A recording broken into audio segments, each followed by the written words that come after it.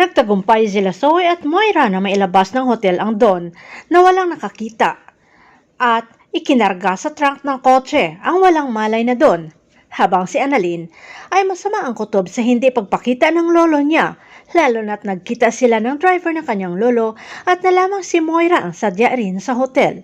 Lalo pang kinabahan si Annalyn na walang bumubukas sa kanila ni Regan sa room unit ni Moira at pati sa tawag ng mga taga-reception ay wala ring sumasagot. Lalo pang kinabahan si Annalyn nang nalamang kanina pa hindi gumagana ang CCTV ng hotel na iyon. Kaya tinawagan ni Annalyn si Zoe, ang taong huling kausap niyang lolo niya Pepe.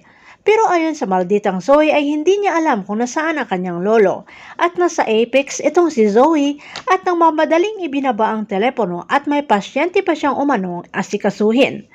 Samantala takot si Zoe at Moira nang hinahabol sila ng police car, kaya napilitang huminto itong si Moira. Kahit nagdahilan si Moira na emergency lang at doktor itong kasama niyang anak, ay kinuha pa rin ng pulis ang lisensya ni Moira. Tama rin na nagising itong si Lolo Pepe at kinalampag ang trunk ng sasakyan at sumisigaw na humihingi ng tulong. Pagbukas ng pulis ng trunk ay nakita ang Don na pawisan at humihingi ng tulong dahil gusto siyang patayin umano ng kanyang manugang. Ang di alam ng Don, Zoe at Moira ay ito na ang kontak na ibinigay ng tauhan na pulis na si Balahadja. Saan kaya dadalhin si Lolo Pepe at ano ang gagawin ng pulis sa kanya? Abangan na lang natin ang susunod na episode dito sa Abot Kamay na Pangarap.